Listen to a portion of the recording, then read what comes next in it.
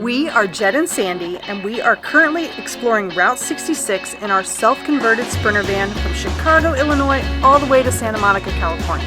In the last episode, we left Chicago and started our 2,500-mile journey on the Mother Road. Join us as we continue this iconic American road trip.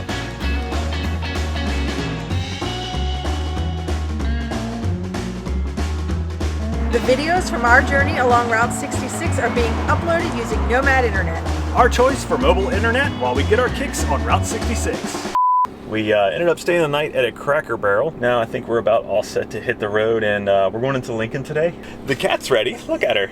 This is one of her favorite spots while we're traveling. It's on Sandy's lap. A giant covered wagon with giant President Lincoln. Proceed to Hydeman Drive and turn right. That's where we're going. Seems like more big things in our future. Ta-da! Look at that, huh? This is the world's largest covered wagon. Interestingly enough, the town of Lincoln was named for Lincoln before he was even the 16th president of the United States. He was actually a lawyer here, and I guess he was beloved by the people, and everyone's like, hey, Lincoln, let's name the town after this guy. And so they did. Man, that was a great story. It was a good story. That was a super good story. If you're not packing your stuff to leave on Route 66 because of that story, then I don't know what to tell you.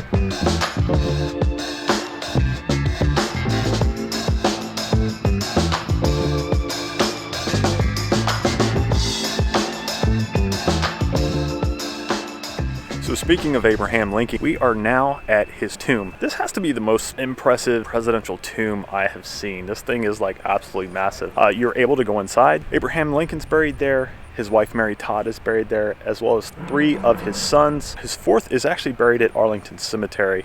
Okay, so it's lunchtime. We're hungry, so we decided to have what's called a Maid-rite. Now, I had never heard of a Maid-rite, did not know what it was, but it's a loose hamburger meat sandwich, got them with cheese. They also say this place has the first drive-thru in the country. They make their own root beer. I've tried the root beer. It's phenomenal. If you come here, when you come here, grab yourself a root beer. Do yourself a favor. They serve it in these frosted mugs. It's delicious. Okay, so this is a Maid-rite. It's like not the most impressive thing in the world. It's a loose meat sandwich. Okay, so it's not gonna win any beauty contests, but taste contests, it's absolutely delicious. That is so good.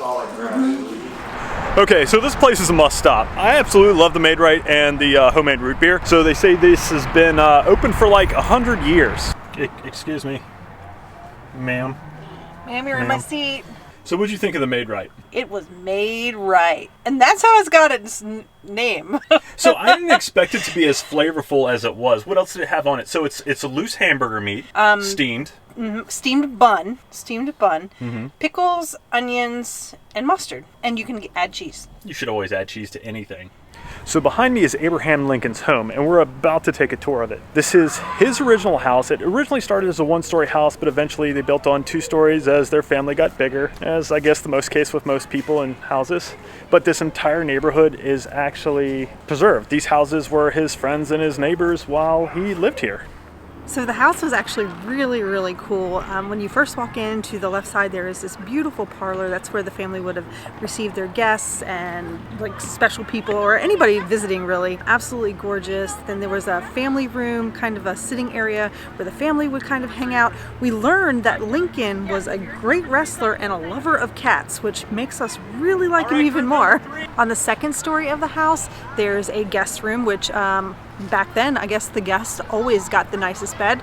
Not something you hear about much nowadays, but a beautiful guest room. Then there was the room that Abraham Lincoln and Mary shared.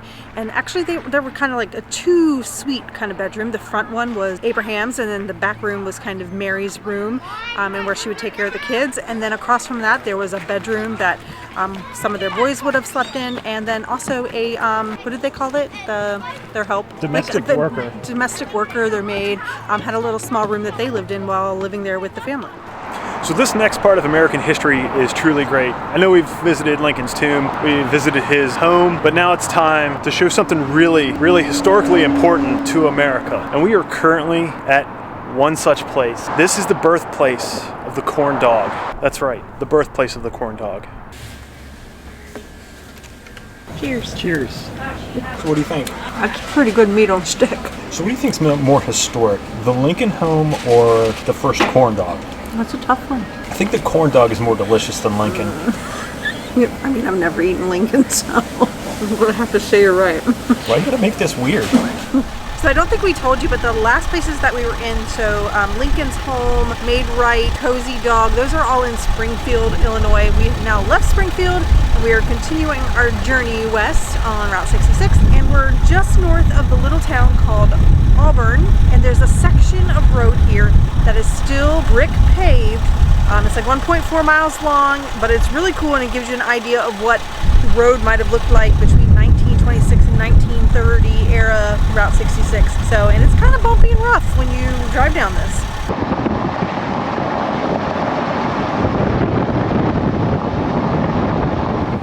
So we're kind of out here in the middle of nowhere, really, and the road's really rough. It looks like this is the original Route 66. It looks like it's been kind of neglected. It's really bumpy and stuff, but saw something really cool. If you look behind me, you look down during the construction, I believe this road it looks like concrete, and concrete, it lasts a long time. It's super expensive to lay down, but there's turkey tracks in the road from the original Route 66. So what do you think about the turkey tracks? Yeah. So this guy's not saying anything about the turkey tracks, but I think he might know the original owner of those tracks.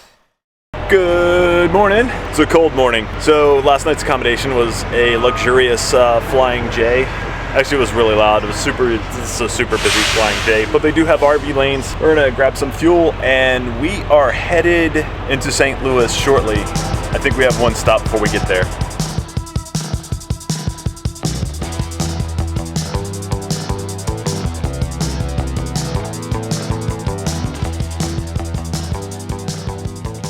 Okay, so after a short trip across a one-lane bridge, wasn't too sketchy, didn't scare me too much. You guys know I hate like high bridges and stuff, but that wasn't bad. We have actually arrived to Old Chain of Rocks Bridge. I was blown away when we drove up on this thing. It looks freaking awesome.